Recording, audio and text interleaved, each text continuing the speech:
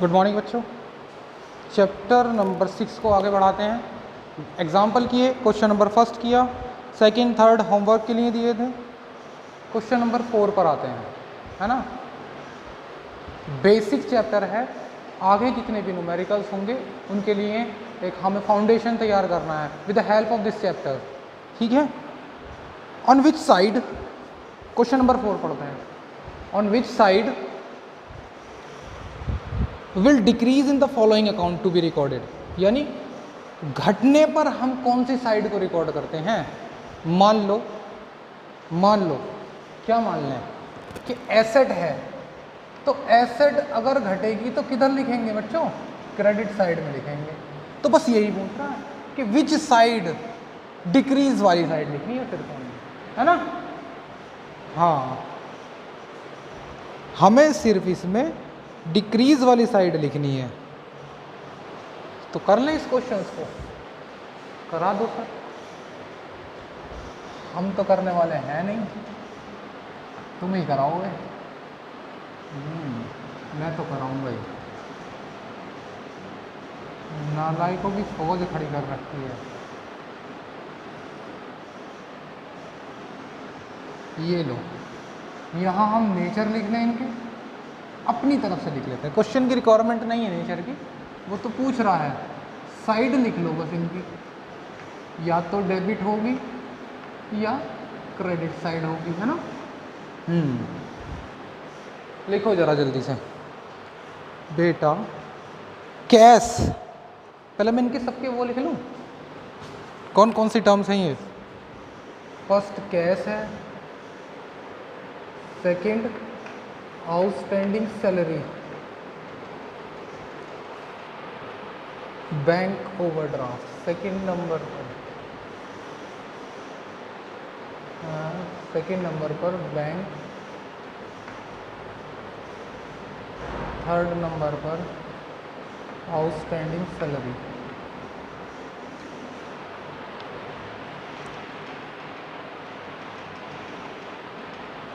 और वो भी पेड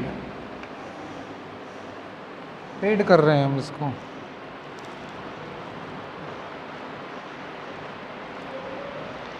आउटस्टैंडिंग रेंट,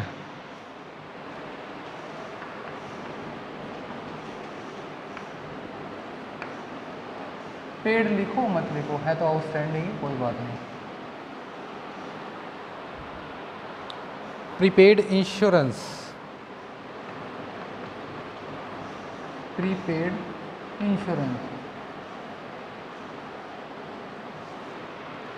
और मोहन,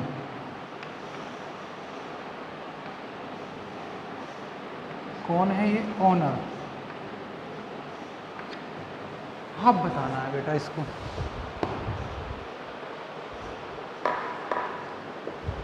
कैश क्या है, एसेट है ना। और एसेट जब डिक्रीज होती है तो किस साइड रिकॉर्ड करते हैं, asset will be credited in case of decrease. Bank overdraft क्या है, लाइबिलिटी है, और लाइबिलिटी को जब डेबिट करते हैं तो डिक्रीज होती है, या डिक्रीज होती है तो डेबिट करते हैं, ठीक है। आउटस्टैंडिंग सैलरी, वो सैलरी जो देना बाकी है। लाइबिलिटी है कि नहीं, हाँ लाइबिलिटी है, किधर करते हैं, डेबिट। आउटस्टैंडिंग रेंट भी तो लाइबिलिटी है, इसको भी डेबिट साइड में डिक्रीज होती है।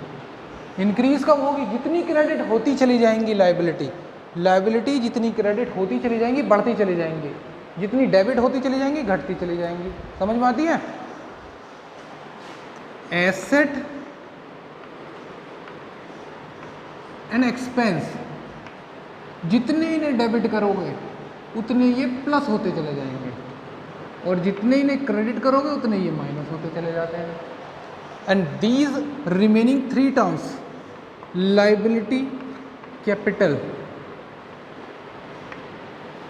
और रेवेन्यू, जिसको मैंने इनकम की बात में बताया था, है ना।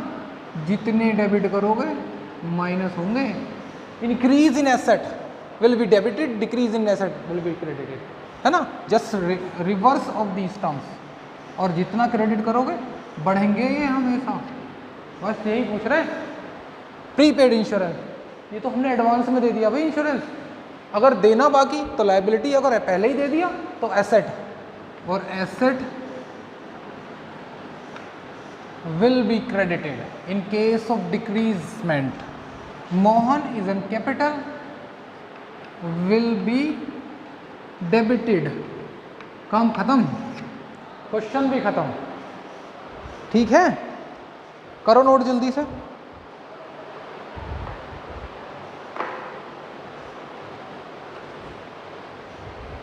जल्दी नोट करो बेटा।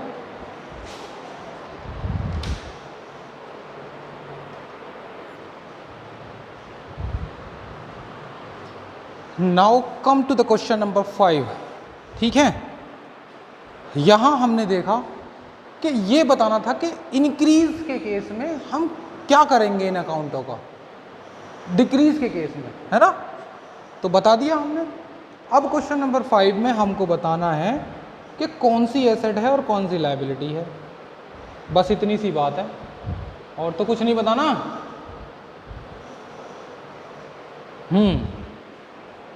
मशीनरी क्या है? एसेट है बच्चों, मशीनरी। क्या बता रहे हैं हम इनका? नेचर बता रहे हैं।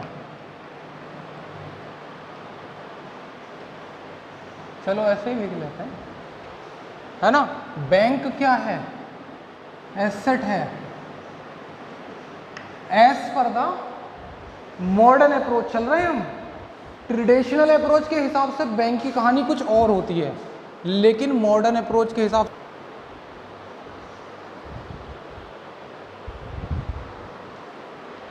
ठीक है ना बच्चों। सेल क्या बताई थी मैंने? सेल बताई थी, सेल से या तो नगद बेचने पर पैसा आता है, उधार बेचने पर ऑब्लिगेशन क्रिएट हो जाती है पैसे आने की। This is called revenue. Purchase क्या था? एक्सपेंस। स्टॉक क्या था? एसेट होती है स्टॉक, यानी वो स्टॉक जो बच गया, अभी नहीं बेचा है हमने, बिका नहीं अभी, है ना। Bank overdraft liability. राम जो कस्टमर है एसेट होता है, वो डेटर है यानी, ठीक है। कैश क्या है? ये भी एसेट है। इंटरेस्ट मिला है, क्या है ये? इनकम यानी रेवेन्यू। मैंने इनकम समझाई थी ना, दिस इज कॉल्ड रेवेन्यू। और मोहन क्या है? This is the capital. Mohan का खाता तो कैपिटल के नाम से खोला जाता है। हाँ बच्चों समझ तो आती है। This is the question number 5। अच्छा,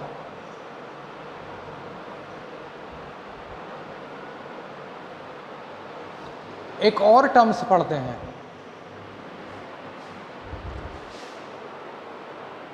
नोट करो इसे फास्ट।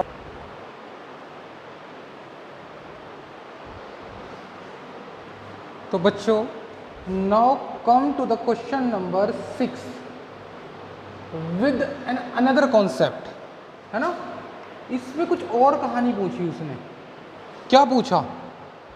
वो कहता है दो तरह के बैलेंस बचते हैं। कैसे?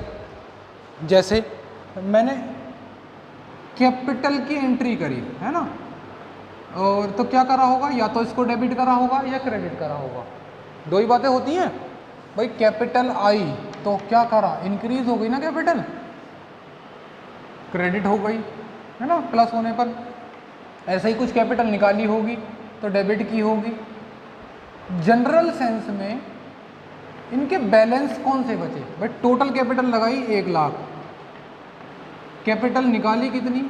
20,000, तो बची कितनी? 80,000 बची ना। कौन सी वाली बची? क्रेडिट 1 लाख है, डेबिट 20,000 है, तो ज़्यादा कौन सी बची? एक्सेस वैल्यू लिखेंगे हम। तो यानी अभी हमारे पास जो बैलेंस बच रहा है कैपिटल का, this is an credit balance, है कि नहीं? This is an credit balance. ऐसे ही हम एसेट की बात कर लें। हमने एसेट लेकर आए, मान लो एक कार लेकर आए, कार लेकर आए, हमने डेबिट कर दिया उसको, ठीक है। कार बेच कर आए तो क्रेडिट करा। अब जनरल सेंस में हम कार लाए 2,50,000 की, तो मैक्सिमम अगर हम देखा जाए तो मैं 2,50 की ही तो बेचूंगा। अगर 2,60 की बेचती तो वो 10,000 प्रॉफिट हुआ, लेकिन मैं एक्चुअल वैल्यू जो कार की है उसकी नेटवर्थ जो प्राइस है वो 2,50,000 है। तो एसेट जब जाएगी तो यही कार तो जाएगी या कुछ और कार भी हो जाएगी, है ना। तो मीन्स कुल मिलाकर जब हमने कार खरीदी तो 2,50,000 है, या तो ये होगी या नहीं होगी, बात खत्म। चली जाएगी तो माइनस कर देंगे, लेकिन अगर होगी तो बैलेंस कितना कौन सा होगा, डेबिट बैलेंस, और नहीं होगी तो नील बैलेंस। तो ऐसा तो हो ही ना सकता कि कार माइनस में चली जाए, है ना। तो जनरल सेंस में इस क्वेश्चन की रिक्वायरमेंट क्या है, वो पूछता है कि ये जो हमने अकाउंट हैं, 5 कैटेगरीज हैं अकाउंट की, asset, liabilities, capital, revenue and expense, ठीक है। इनके जनरली बैलेंस कौन से होने वाले हैं, या तो डेबिट बैलेंस या क्रेडिट बैलेंस। अब हमको ये देखना है कि इनके बैलेंस होते कौन कौन से हैं। बड़ी सिंपल सिस्टम्स हैं, ये लो मैं एक कॉन्सेप्ट बता देता हूँ। एक्सपेंस और एसेट कौन सा नेचर होता है इनका, डेबिट होते हैं हमेशा, यानी इंक्रीज वाला बैलेंस होंगे हमेशा, प्लस वाले बैलेंस। जनरली कौन से बैलेंस होंगे, प्लस वाले, है ना। नेगेटिव तो अनसर्टेनिटी वाले केस हैं, in the happening of event bye miss, है ना। कभी कभी ऐसा होता है, कभी कभी ऐसा होगा कि माइनस में चले जाएं। जैसे हमारे बैंक में बैलेंस पड़ा हुआ है कितना, 10,000 रुपये, बहुत कम चांसेस हैं कि वो नेगेटिव में हो जाए, लेकिन नेगेटिव में होते ही वो लायबिलिटी बन जाएगी, और लायबिलिटी तो जैसे जैसे नेगेटिव होती चली जाएगी वो तो लायबिलिटी क्रिएट होती चली जाएगी। इसका मतलब कौन से बैलेंस बन गया, वो क्रेडिट हो गया। जब तक वो पॉजिटिव में था एसेट था, लेकिन वो जैसे ही नेगेटिव में आया तो वो तो इस कैटेगरी का आ गया, कैपिटल, लायबिलिटी और रेवेन्यू, यानी इनकम की बात कर रहे हैं। इसका प्लस वाली साइड कौन सी थी, क्रेडिट, है ना, यही तो प्लस वाली साइड थी। तो जनरली इनके बैलेंस कौन से होंगे, डेबिट। इन दोनों के तो बैलेंस जनरली डेबिट होंगे और इन दोनों तीनों के बैलेंस जनरली क्रेडिट होंगे, ठीक है। क्वेश्चंस में देखो यही पूछा। क्वेश्चन कहता है you are given the number of account below, number 6 question, state which of the will show a debit balance and which a credit balance. कौन से ऐसे हैं जिनका डेबिट बैलेंस शो होता है और कौन सो का क्रेडिट बैलेंस शो होता है, प्लस वाले, ये 2 हमेशा डेबिट बैलेंस होंगे और ये 3 हमेशा क्रेडिट बैलेंस होंगे, ठीक है। लिख लो, पहचानो। कैरेज क्या है बेटा, कैरेज, कैरेज तो एक्सपेंस है, इसकी कैटेगरी का डेबिट बैलेंस।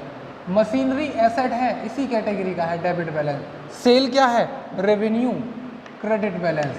कैश क्या है, एसेट, डेबिट बैलेंस। देखते रहना, राम कस्टमर है यानी डेटर होता है तो एसेट की कैटेगरी में, कौन सा balance, debit balance. Cell return, जो सेल का बैलेंस होगा इसका अपोजिट सेल रिटर्न का बैलेंस होगा, ध्यान रखना, ठीक है। सेल को किसके अपोजिट देखना, सेल के अपोजिट सेल रिटर्न। सेल का बैलेंस था क्रेडिट, इसका कौन सा होगा, डेबिट। परचेज क्या था, एक्सपेंस, ये इस कैटेगरी में आ गया, है ना। बैड डेट भी एक्सपेंस लॉसेज होते हैं, डेबिट। डिस्काउंट अलाउड, 2 तरह के डिस्काउंट, या तो हमने डिस्काउंट दिया या किसी से लिया, लिया तो क्या है, रेवेन्यू, और दिया तो क्या है, एक्सपेंस। क्या है ये, डिस्काउंट दिया है तो बैलेंस कौन सा हुआ, डेबिट। रेंट का भी डेबिट। कमीशन रिसीव, ये तो रेवेन्यू हो गया ना, इनकम, इसका कौन सा बैलेंस, क्रेडिट। कैपिटल लायबिलिटी है, क्रेडिट बैलेंस। रिपेयर एक्सपेंस है, डेबिट बैलेंस। परचेज रिटर्न, कैसे देखें, परचेज को देख लो बस, इसका अपोजिट लिख दो, क्रेडिट। क्रेडिट कौन कौन से हैं, थर्ड, 3, 2, 1, 1, 2, 3 एंड 4 क्रेडिट हैं, बाकी सारे डेबिट हैं। चेक करो आंसर जल्दी से। 1 2 3 4 विल शो द क्रेडिट, बाकी सब डेबिट। काम खत्म। सिर्फ हमको इनके प्लस वाले बैलेंस बताने थे, यानी जो प्लस होते हैं वही इनके बैलेंस होते हैं हमेशा, प्लस वाली साइड ही इनका बैलेंस होता है नेचुरली। तो ठीक है,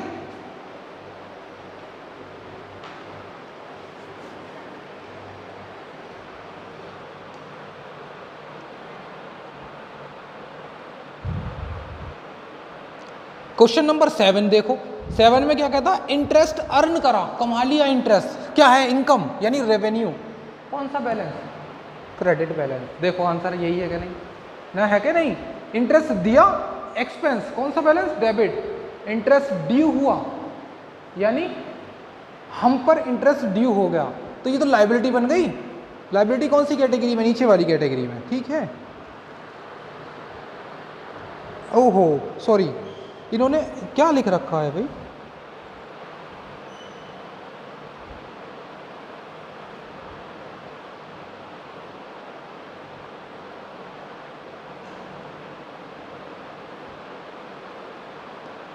ये हम पर ही ड्यू हुआ है, ठीक है।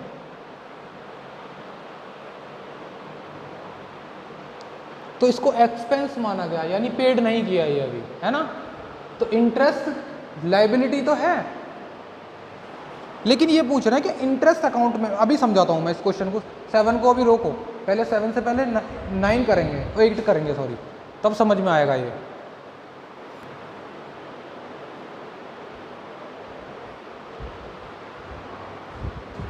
बेटा आओ चलो क्वेश्चन नंबर 8 को पढ़ो। वो करेंगे टी सेप अकाउंट ओपन कर लो, ये लो। मैंने क्वेश्चन में टी सेप, ये लो टी बना दिया, हाँ बना दिया। अब इस टी को हम क्या माने, इसकी ये वाली साइड तो होगी डेबिट, है ना, और ये वाली साइड कौन सी है, क्रेडिट। मैंने इसका एक कॉलम और बना दिया, ये लो दोनों साइड में, ये लो।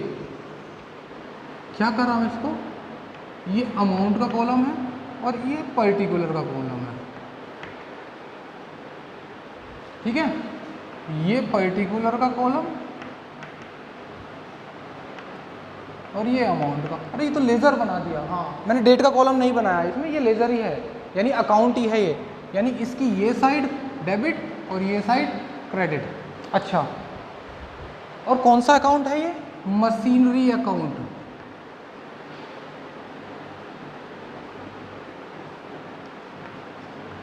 ठीक है, ये क्रेडिट साइड डेबिट साइड। देखो इधर क्या करना है, हमें ये बताना है कि ये जो भी घटना हुई, मशीनरी खरीदी बेची, ये इधर लिखे या इधर लिखे। तो एक बात बताओ, इंक्रीज होने पर डेबिट होती है मशीनरी, क्योंकि एसेट है, और इंक्रीज होने पर डेबिट होती है, डिक्रीज होने पर क्रेडिट होती है। बात खत्म।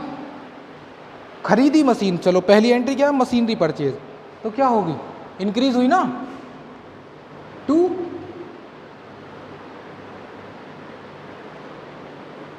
कैश कितने रुपए के, 40,000। पता है हमने क्यों करा है ऐसा,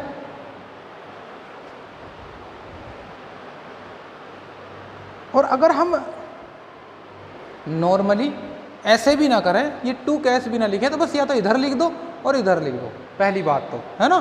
क्योंकि मैं अभी इसके रूल्स नहीं बता रहा, चलो एक काम करो बता ही देता हूँ। ये लो, जब मशीनरी खरीदी तो क्या एंट्री हुई, मशीनरी एसेट है, आने पर डेबिट होती है, तो ये लो machinery account debit, general entry कर रहा हूँ मैं इसकी। और कैश गया, डिक्रीज हुआ कैश, यानी decrease in asset will be credit, तो कैश अकाउंट को क्रेडिट करा, 40,000 और 40,000। तो मैंने जब मशीनरी अकाउंट का, ये जनरल एंट्री कहती है कि मशीनरी अकाउंट को डेबिट करो, जनरल एंट्री का कहना है डेबिट करो। लो भाई कर दी डेबिट, लेकिन नाम कौन सा यूज़ करा, सामने वाला अपोजिट नेम यूज़ करा है ना, इसलिए मैंने इसको 2 कैसे लिखा है। ठीक है, जल्दी से समझो ध्यान से, कोई दिक्कत ना हो बेटा, है ना।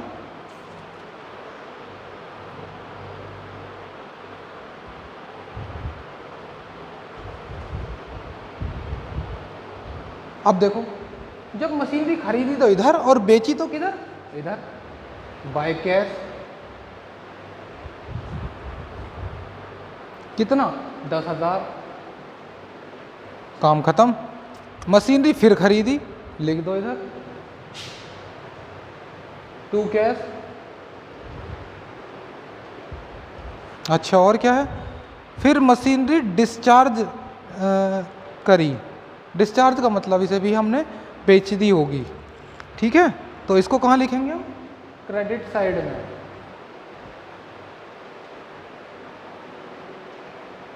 कितनी हो गई है? 14,000।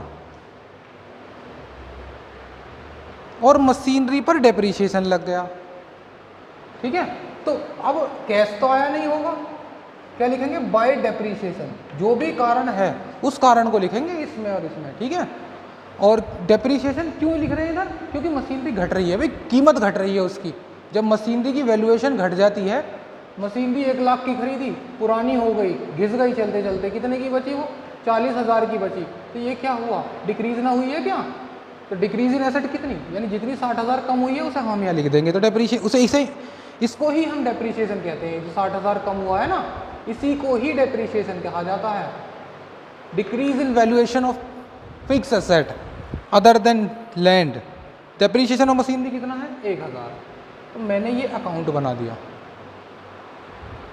ठीक है। बस अब क्या करना है? अब करना है मतलब जो भी मशीन आई इधर, कम हुई तो इधर मैंने रिकॉर्ड कर ली। अब एक बात देखो, हमें बैलेंस करना होगा, इसको क्लोज भी तो करना है लेजर को, यानी अकाउंट को। ये वाली साइड का टोटल कितना हुआ? 48,000। और ये वाली साइड का टोटल कितना हुआ? 25,000, ठीक है। तो जो ज़्यादा वाली साइड है उसमें से घटाई हमने 25,000, रिमेनिंग कितना बचा? रिमेनिंग बचा 18,000, है ना। किधर लिखेंगे इसको? जो कम होगा उधर। ये लो मैंने इधर लिख दिया। किस नाम से लिखेंगे? बाय बैलेंस CD, ठीक है। ये टर्म्स यूज करनी है बैलेंस के केस में।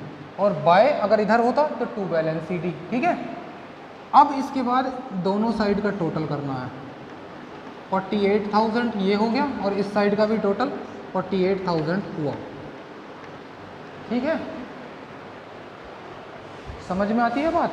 अब ऐसे ही इन्होंने क्वेश्चन 7 को कहा कि इंटरेस्ट अकाउंट बनाया हमने, है ना। तो इंटरेस्ट क्या है हमारे लिए? इंटरेस्ट एक्सपेंस है कि नहीं? ये लो इंटरेस्ट अकाउंट, कौन सा वाला? टी सेफ अकाउंट बनाया। इस टी सेफ अकाउंट की बात कर रहा है।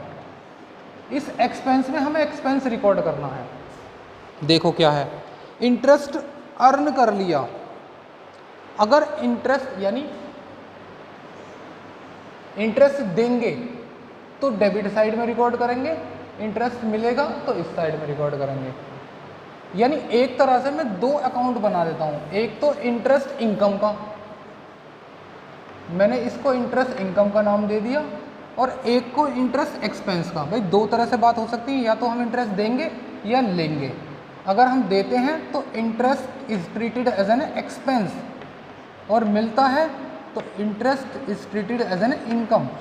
देखो इंटरेस्ट मिला तो इनकम जब क्रेडिट होती है तब प्लस होती है, यानी रेवेन्यू, और डेबिट होने पर माइनस, क्योंकि एसेट की अपोजिट है। एसेट प्लस कब हो रही है? डेबिट पर, और माइनस किस पर हो रही है? क्रेडिट पर। इनकम रिवर्स हो जाती है, और एक्सपेंस डेबिट होगा तो प्लस और क्रेडिट होगा तो माइनस, है ना। तो इनकम बताओ क्या करा हमने?